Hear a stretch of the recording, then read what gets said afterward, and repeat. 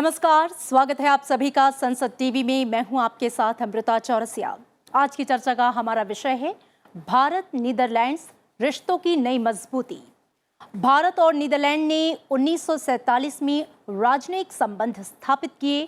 तब से दोनों देशों ने मजबूत राजनीतिक, आर्थिक, वाणिज्य संबंधों के साथ ही कई क्षेत्रों में सहयोग और साझेदारी को मजबूत किया है, बढ़ाया है।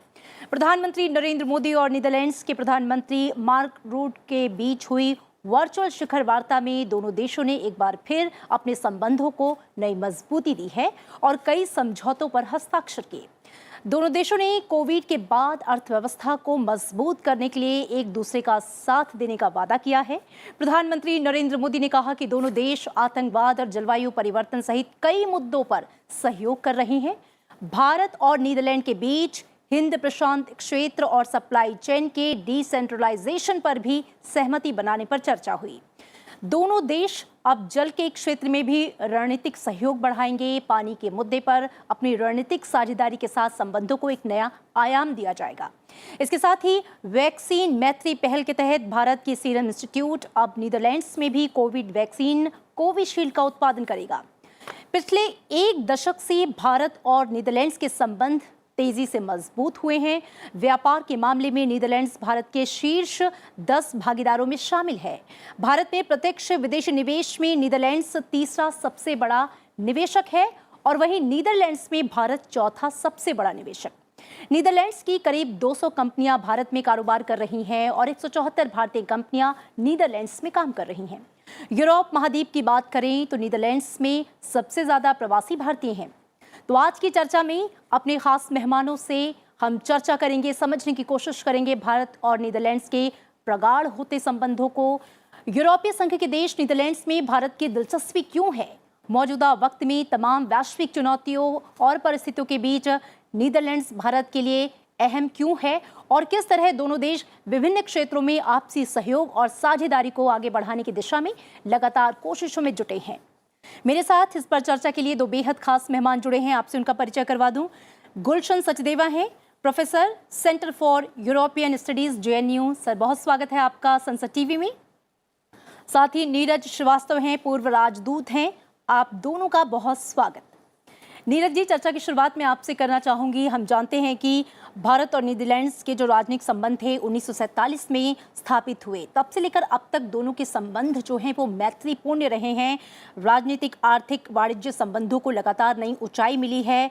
मौजूदा जो वैश्विक परिस्थितियां हैं, जो स्थितियां हैं, उसमें भारत और नीदरलैंड्स के मजबूत होते संबंधों को आप कैसे देखते हैं? देखिए, नीदरलैंड्स जो है वो यूरोप में एक बहुत अहम भूमिका निभाता है। यूरोपियन यूनियन में भी उसका रोल जो है वो बहुत महत्वपूर्ण है और सिर्फ यूरोप के परिप्रेक्ष्य में नहीं, लेकिन पूरे अगर आप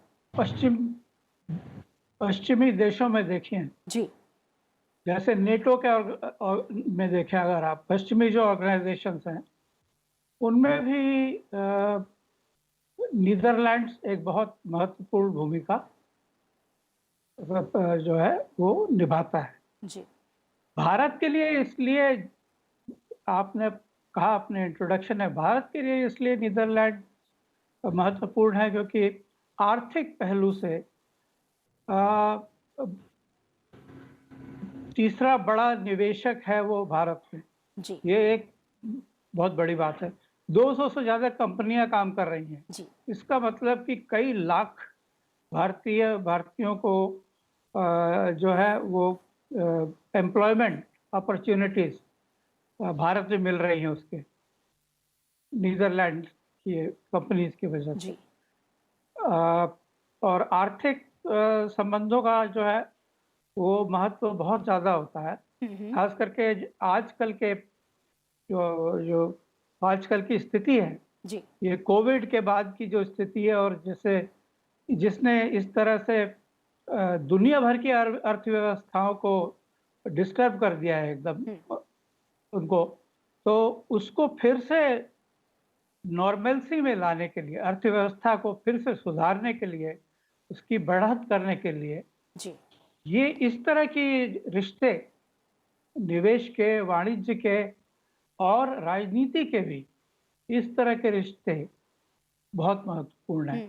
तो नीदरलैंड्स भारत के लिए महत्वपूर्ण है और भारत नीदरलैंड्स के लिए महत्वपूर्ण है, क्योंकि एक एक बात और है कि आपने मेंशन किया, जो नीदरलैंड्स में जो प्रवासी भारतीयों की संख्या है वो 2 लाख से ज़्यादा है। जी। ये एक बहुत बड़ी संख्या है। अगर आप उस देश की जो पूरी जो पॉपुलेशन के परसेंटेज के टर्म्स में देखें तो ये बहुत बड़ी संख्या बिल्कुल, है, यूरोपियन यूनियन में सबसे ज़्यादा है। सबसे ज़्यादा है। जी। तो ये इस वजह से भी जो है वो लोग बड़ा भारत एक बड़ा रोल प्ले करता है। हीरो का व्यापार जो है, डायमंड ट्रेड, उसमें भी भारतीय जो निवेशक हैं या भारतीय कंपनियां जो हैं वो महत्वपूर्ण रोल उनमें निभाती हैं। जी। तो इन सारे पहलुओं से ये स्पष्ट है कि दोनों देश एक दूसरे के लिए बहुत महत्वपूर्ण है। जी, बिल्कुल। गुलशन सचदेवा जी, जो बातें नीरज जी ने कही कि दोनों ही देश एक दूसरे के लिए बेहद महत्वपूर्ण हैं और दोनों देशों की जो साझेदारी रही है पिछले दशकों में, वो हमने देखा है। एक अहम बात कही उन्होंने कि जो आर्थिक आधार है वो संबंधों की मजबूती का एक बेहद महत्वपूर्ण स्तंभ होता है। नीदरलैंड की बात करें, हमने देखा कि तीसरा सबसे बड़ा निवेशक है। अगर हम बात करें मॉरिशस और सिंगापुर के बाद, तो 2019-20 का जो फाइनेंशियल ईयर था उसमें एफडीआई का जो फ्लो था 6.5 बिलियन यूएस अमेरिकी डॉलर था। इसके अलावा ट्रेड और कॉमर्स की अगर हम बात करें तो भारत और नीदरलैंड के संबंधों को आप किस तरीके से देख रहे हैं, और जो समझौते भी हुए हैं इस शिखर बैठक में, उसके बाद ये किस गति से आगे बढ़ते हुए दिख रहे हैं? देखिए, आपने बिल्कुल अच्छी भूमिका बताई जो पृष्ठभूमि भारत और नीदरलैंड के संबंधों की। जी। और नीरज जी ने भी बहुत अच्छा बताया कि कैसे आर्थिक आधार है बहुत संबंधों का, द्विपक्षीय संबंधों का हमारा, और कैसे पिछले कुछ सालों में ये काफी प्रगाढ़ होते जा रहे हैं। जी। और पिछले कई 5-6 साल में वहाँ के जो प्रधानमंत्री हैं वो भी हमारे प्रधानमंत्री से कई बार मिले हैं और कई वार्ताएं उन दोनों में हुई हैं। तो हमको एक चीज बहुत अच्छे तरीके से समझनी चाहिए कि नीदरलैंड एक छोटा देश है, 17 मिलियन की आबादी है, लेकिन पर कैपिटा इनकम अगर आप वहाँ की देखें तो 55-60 के करीब 55,000 से 60,000 के बीच में पर कैपिटा इनकम वहाँ की होगी। जी। तो एक बहुत ही संपन्न देश है और उनके पास कुछ ऐसी चीजें हैं जिनमें टेक्नोलॉजीज हैं जो काफी हमारे लिए कारगर साबित हो सकती हैं। और ऑलरेडी आपने बताया बहुत सी वहाँ की कंपनी हमारे यहाँ पे काम कर रही है। अगर हम पिछले 20 साल में देखें तो वहाँ का जो निवेश है भारत में काफी बड़ा निवेश उन्होंने किया है। जी। और अगर यूके अब निकल गया है तो उसके बाद मुझे लगता है कि यूरोपीय संघ का सबसे बड़ा निवेशक जो है वो नीदरलैंड ही भारत के अंदर है। जी। तो हमारे जो संबंध है वो दो तरीके से मुझे लगता है देखने पड़ेंगे। एक तो द्विपक्षीय संबंध जो उनके साथ हैं, और दूसरा जैसे बताया कि वो नीदरलैंड बहुत पहले से ही बहुत एक कोर ग्रुप कंट्रीज हैं यूरोपियन यूनियन का, यूरोपीय संघ का। जी। तो उसमें काफी मुद्दे वो यूरोपीय संघ के थ्रू हमारे साथ करना चाहेंगे, काफी चीजें वो द्विपक्षीय रूप से करना चाहेंगे। जी। जैसे आपने जो बात कही वो वाटर्स की जो स्ट्रेटेजिक पार्टनरशिप की, अब जैसे देखिए पिछले 5-6 साल में हमारे संबंध मुझे लगता है कि यूरोप के देशों के साथ और अच्छे गहरे होते जा रहे हैं, यूरोपीय संघ के तौर से भी, और हमारी जैसे अपनी स्ट्रेटेजिक पार्टनरशिप है वो ईयू के साथ भी है, जर्मनी के साथ भी है, फ्रांस के साथ भी है, यूके के साथ भी थी। और अभी पिछले मुझे लगता है कुछ महीनों में इवन वर्चुअल समिट्स अगर आप देखें तो स्वीडन के साथ वर्चुअल समिट हुई, इटली के साथ हुई, फिनलैंड के साथ हुई, लग्जमबर्ग के साथ हुई, और भी एक आध किसी देश के साथ होगी। और डेनमार्क के साथ जैसे हमने ग्रीन पार्टनरशिप की बात की थी, इसी तरीके से नीदरलैंड के साथ अभी एक वाटर पार्टनरशिप की बात कर रहे हैं। तो जो किसी देश का हमको लगता है कि उनकी निश टेक्नोलॉजी है जहां पे, उसके साथ हम उसका कैसा फायदा उठा पाएं। और काफी जो बड़े संबंध हैं, जैसे अगले महीने जो है भारत और यूरोपीय संघ की एक लीडर्स की जो बहुत बड़ी समिट होने वाली है पुर्तगाल के अंदर, जो बड़े मुद्दे हैं मुझे लगता है कि भारत और यूरोपीय संघ का जो व्यापार के जो समझौते वाली बात है उसके बारे में कुछ अगर ठोस बात अगर हो पाती है वो शायद अगले महीने की मीटिंग से निकल पाएगी। लेकिन उसके लिए पूरी एक पृष्ठभूमि शायद तैयार हो रही है कि हमारे प्रधानमंत्री सिर्फ बड़े यूरोपियन देशों के साथ तो पहले बात किया ही था, जर्मनी, फ्रांस और उनके साथ, करते रहे, लेकिन और बहुत से जो इम्पोर्टेंट है लेकिन छोटे देश हैं, लेकिन बहुत एक महत्वपूर्ण रोल हमारे लिए अदा कर सकते हैं। हमारे जो संबंध है यूरोपीय देशों के, यूरोपीय संघ के साथ मजबूत हो रहे हैं, उसमें मुझे लगता है कि ये हमने बड़े एक मुझे लगता है कि बड़े स्ट्रेटजी के तहत एक आइडेंटिफाई किया है कौन से कंट्री के साथ हमको कैसी टेक्नोलॉजी उनसे मिल सकती है। जैसे हमको पता है कि नीदरलैंड एक ऐसा देश है जिनके पास दुनिया की सबसे अच्छी वाटर टेक्नोलॉजीज हैं, क्योंकि खुद जो नीदरलैंड ऐसा देश है जो एक तिहाई पानी से नीचे है, जी। तो उनके पास, हालांकि उनके पास कोई पानी की कमी नहीं है यूरोप के देशों के पास। हमारे पास काफी उनके साथ पहले से ही काफी टाइम से एक साझेदारी चल रही है साइंस एंड टेक्नोलॉजी में। कई ऐसे हमारे शहर भी हैं, जैसे चेन्नई है और कई देश शहर हैं जहाँ पे कैसे पानी की जो स्केर्सिटी है उसके साथ हम कैसे जूझ पाएं, कैसे पानी को बचत कर पाएं। और उनके पास पानी के अच्छे यूज से, और ऑफ कोर्स रिन्यूएबल में तो बहुत पुराना उनके पास टेक्नोलॉजीज हैं, जो नई ग्रीन टेक्नोलॉजीज हैं। तो हम, मुझे लगता है कि विद इन यूरोपीय संघ के अंदर छोटा देश है, उन्होंने क्लियरली हमको आइडेंटिफाई किया है कि भारत एक बहुत बड़ी मार्केट है, वहां पे उन्होंने अपना निवेश भी किया है और आगे जी। आगे उसको बढ़ाना चाहते हैं।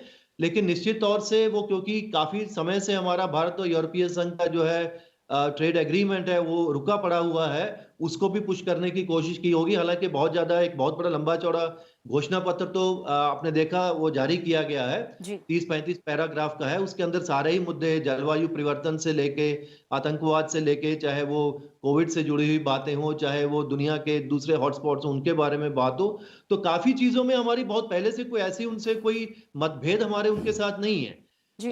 लेकिन उस जो पहली जो हमारी ऑलरेडी साझेदारी है, उसको नए जो बदलते हुए संदर्भ है दुनिया के और दुनिया की अर्थव्यवस्था के और भारत और यूरोपीय संघ के, उसके बीच में उसको हम कैसे मजबूत कर पाए, जी। मुझे लगता है उसी तरह से इसको, ये एक बहुत इंपॉर्टेंट कड़ी थी।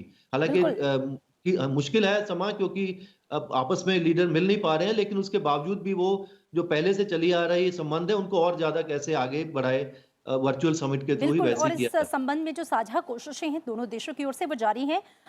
नीरज जी, हम जानते हैं कि जल प्रबंधन के मामले में नीदरलैंड्स को महारत हासिल है और भारत उसकी इस विशेषज्ञता का लाभ उठाना चाहता है और उसको लेकर MOUs भी साइन किए गए हैं। इसके अलावा अगर हम बात करें smart cities, green energy startups, smart solutions जैसे नवाचारों की, इस क्षेत्र में भी काफ़ी कुछ काम जो है दोनों ही देश जॉइंट वेंचर में कर रहे हैं। इस प्रगति को आप कैसे देखते हैं और भारत इसका लाभ कैसे उठा सकता है?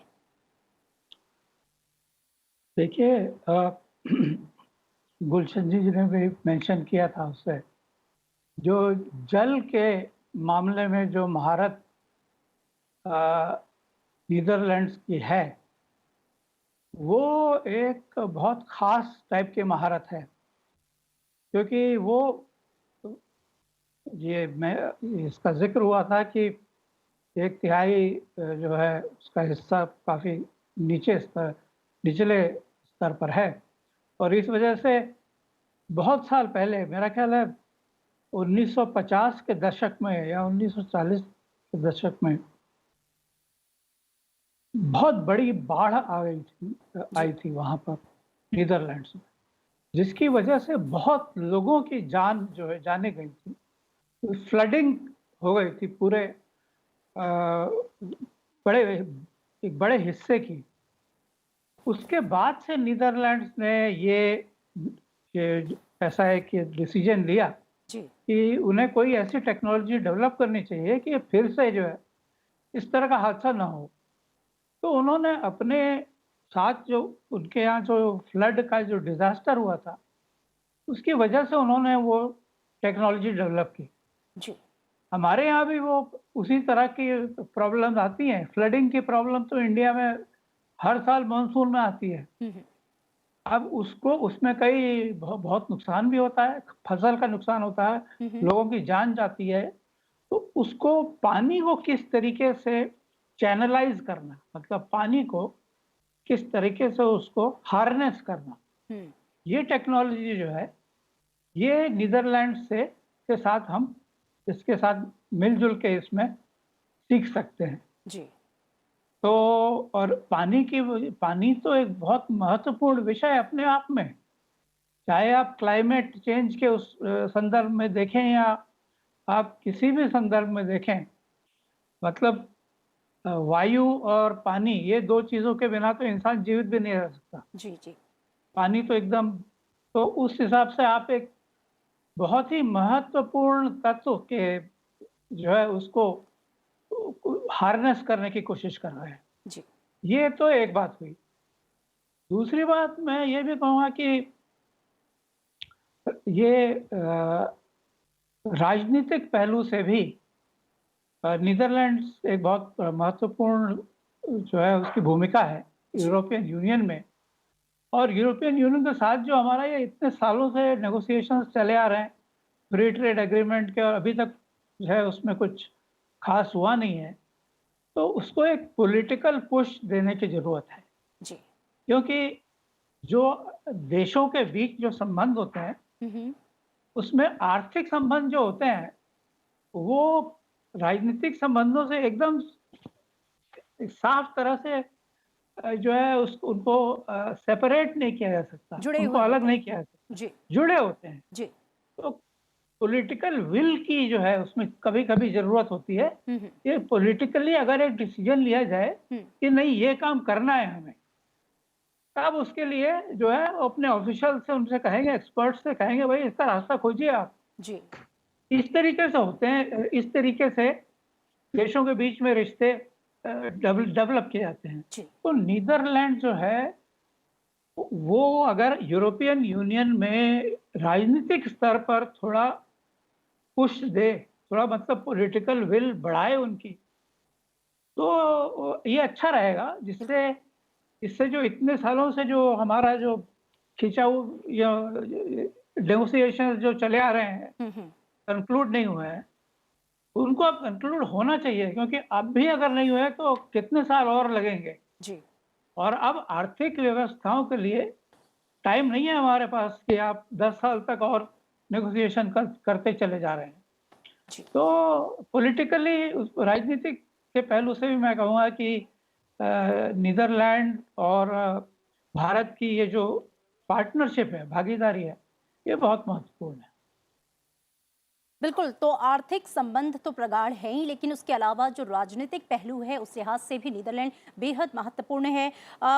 गुलशन जी, जो बातें नीरज जी ने कही, चूंकि यूरोपीय यूनियन में एक अहम स्थान है नीदरलैंड का, और भारत के जो नेगोशिएशंस हैं उसके लिए एक अच्छा पुश जो है, उसके लिए एक माहौल, एक परिस्थितियाँ, एक अच्छा प्लेटफॉर्म तैयार कर सकता है नीदरलैंड। इसको लेकर मैं चाहूँगी कि आप भी अपनी कुछ टिप्पणी करें। उसके अलावा भारत के साथ निर्यात नियंत्रण नियमों को लेकर जो हम बात कर रहे थे, उसके अलावा संयुक्त राष्ट्र सुरक्षा परिषद में भी स्थायी सीट के लिए वो भारत के दावे का समर्थन करता है।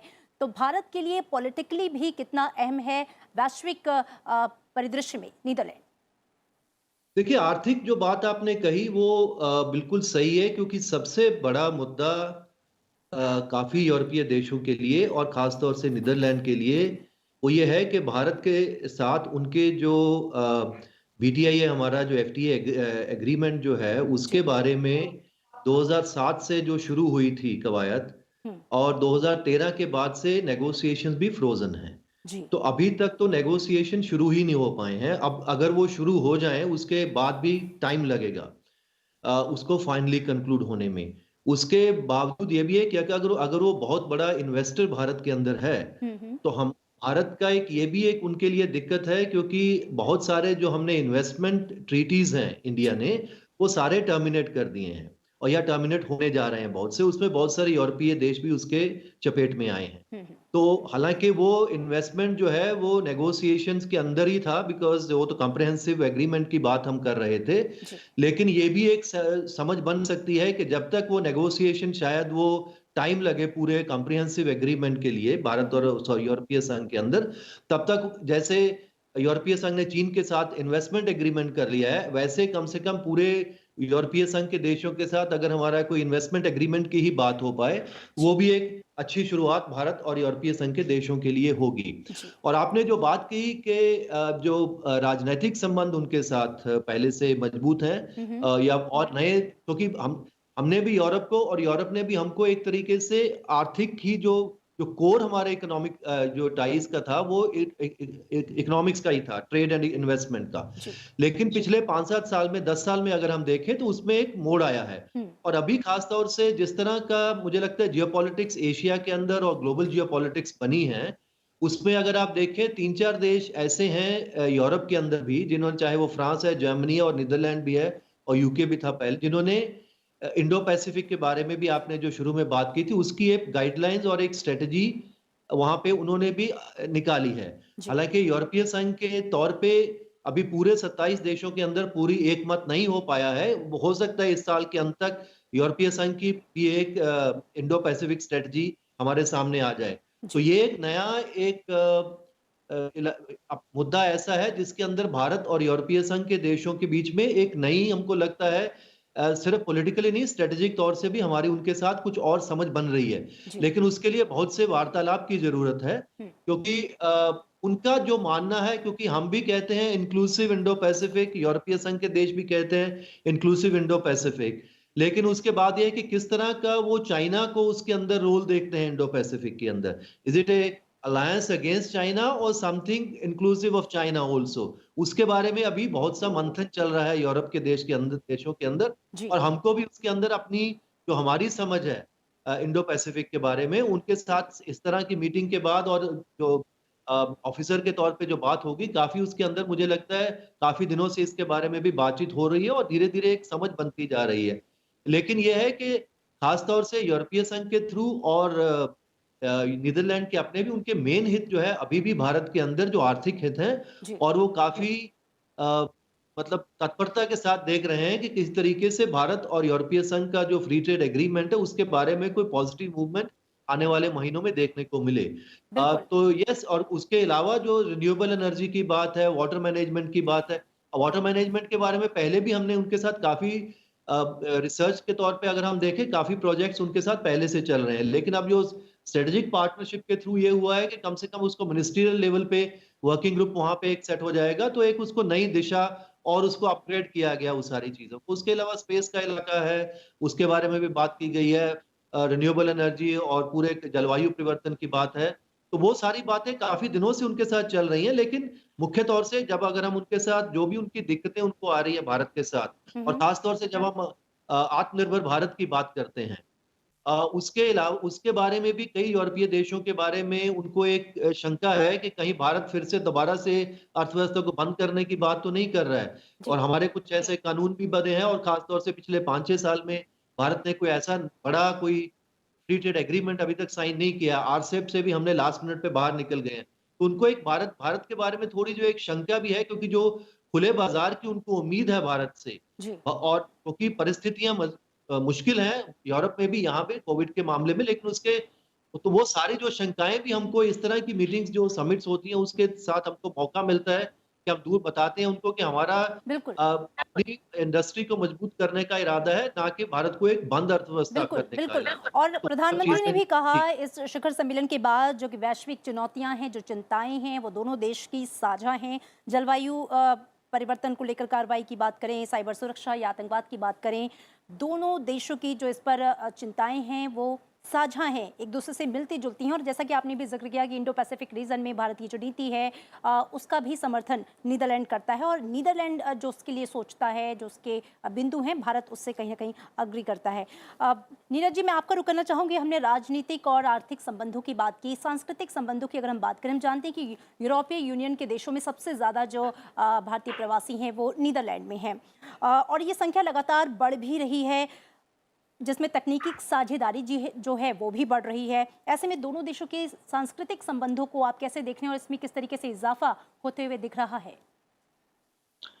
देखिए, सांस्कृतिक संबंध बहुत महत्वपूर्ण होते हैं, और आपने जैसा कहा कि नीदरलैंड में 2 लाख से ज़्यादा भारतीय मूल के लोग हैं, रहते हैं।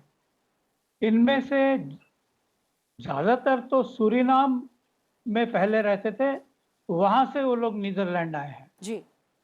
लेकिन जो आप देखेंगे भारतीय प्रवासी भारतीय जो बाहर रहते हैं, मैं जिन-जिन देशों में गया हूँ, रहा हूँ, वहाँ ये देखा है कि चाहे वो वहाँ पे 100 साल से रह रहे हो या 150 साल से रह रहे हो, 200, वो कई चीज़ें जो हैं अपनी संस्कृति की, उन्होंने धरोहर समझकर उन्होंने बचा के रखी हुई है। जी। वो यहाँ तो चेंज हो गई संस्कृति, वहाँ बाहर बाहर अगर आप जाएँ, तो वहाँ आपको देख के लगेगा कि इन लोगों ने सच में भारतीय संस्कृति अपने पास रखी हुई है। जी। तो इस दृष्टिकोण से अगर आप भारतीय समुदाय को देखें नीदरलैंड में, तो वहाँ पर जो नीदरलैंड के जो सिटीजन्स हैं, जो नीदरलैंड के जो लोग हैं, वो लोग, उन लोगों को भारतीय संस्कृति का एक बहुत फर्स्ट हैंड अनुभव होगा, उनको मतलब देखने को मिलेगी जी। भारतीय संस्कृति। और नीदरलैंड भी एक पुरानी संस्कृति है, कई हजारों साल से काफी पुरानी संस्कृति है। नीदरलैंड से भारत के जो जी। वाणिज्य के रिश्ते हैं वो 300-400 साल पुराने हैं। नीदरलैंड से आए वो लोग भारत में आए जी। थे वाणिज्य ट्रेड करने। तो ये एक बड़ा महत्वपूर्ण और ये एक ऐसा विषय है जो कि दोनों देशों को एक दूसरे के और पास लाएगा। भारतीय संस्कृति में जैसे जैसे आप देखें, भारतीय फूड में देखें या म्यूजिक में देखें या वेशभूषा में देखें या किसी भी चीजों में आप देखें, बिल्कुल। तो कुल मिला के ये जो तो संबंध हैं, सांस्कृतिक संबंधों की आप बात कर रहे थे, वो भी रिश्तों में घनिष्ठता लाने की लाएंगे। बहुत हद तक उसके लिए भी उत्तरदायी है। आप दोनों खास मेहमानों का शुक्रिया, चूंकि वक्त की कमी है, चर्चा में शरीक होने के लिए। तो नीदरलैंड्स हमेशा से भारत के साथ संबंधों को महत्व देता रहा है, वहीं भारत भी वैश्विक स्तर पर अपने राजनीतिक लक्ष्यों को हासिल करने में नीदरलैंड की भूमिका को अहम मानता है। जलवायु परिवर्तन हो, आतंकवाद हो, महामारी जैसी वैश्विक चुनौती के बाद की स्थिति हो, इसके अलावा जो इंडो पैसिफिक रीजन में नीति हो, दोनों देशों का नजरिया जो है वो लगभग एक जैसा है। और रणनीतिक संबंध जो हैं, आर्थिक संबंध जो हैं और साथ ही साथ सांस्कृतिक संबंध जो हैं, वो कहीं ना कहीं लगातार प्रगाढ़ हो रहे हैं। इसी के साथ आज की चर्चा में इतना ही। दीजिए इजाजत। नमस्कार।